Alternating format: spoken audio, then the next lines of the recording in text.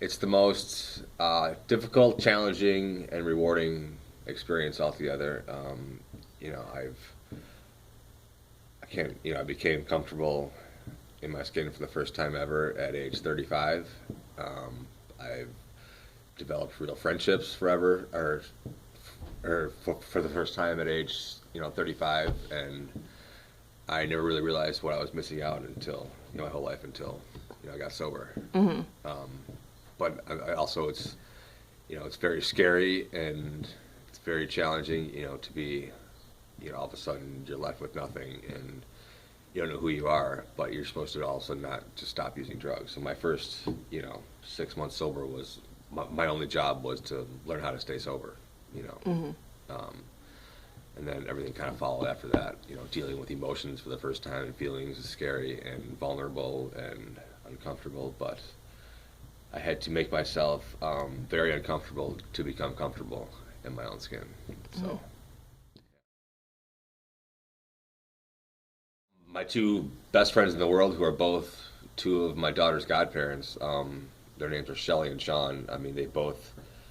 I met them when I first started trying to get sober. When I was in and out of recovery, I was never really wanting to get sober for myself. It was always to like either one, I got caught, from trying to hide it, or it was to like make my wife happy, make my parents happy. But my two friends, Sean and Shelly, who have been there since the beginning, through all my ups and downs, are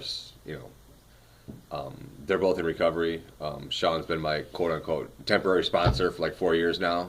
He's also my best friend, one of Lucy's godparents, and Shelly's also one of my best friends. She started out as my counselor, but now is one of my best friends. It's also one of Lucy's godmothers, and yeah, they've been there. They're both two people that have what I wanted in their lives, and they're both happy in recovery. Excuse me, in recovery, and yeah, I just try to. What you see from me is a reflection of the people that I surround myself with, and I just try to emulate, the people that I, choose to surround myself with, and those two being, two of them. Mm-hmm. Uh, Um, I still have moments of like, how the hell did I get here? Like, I mean, I don't, I'm alcoholic, crackhead, drug addict, and here I am being trusted with driving around people's kids. It's like that. I mean, I couldn't. I mean, nobody would trust me for a second. I wasn't trustworthy. I didn't trust myself. So it's just. But it's also kind of part of what keeps me sober too, and it keeps me accountable. I mean, 'cause if I'm not taking care of myself, I mean, I'm no good to this school or to other people in recovery that I mentor. Over at Connections.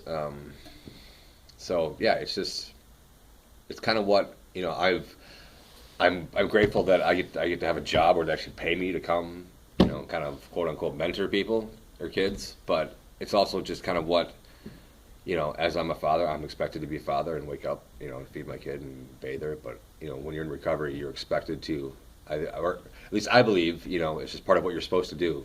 I can't keep what I have gained unless I give it back. mm-hmm. It's kind of what look back to your other question about how people have helped me. That's kind of what people have taught me is that I don't get to keep what I have unless I give it away. And it's kind of what I just do here with this, or try to do with this job and just in my life in general. Mm-hmm.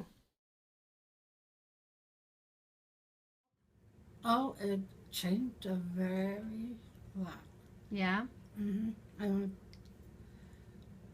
I feel that I'm special in a way because I do have a handicap, and you guys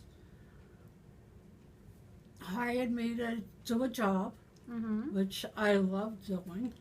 I love helping other people because I used to volunteer to help other people, and now the agency hired me as a peer specialist, and I really love doing that.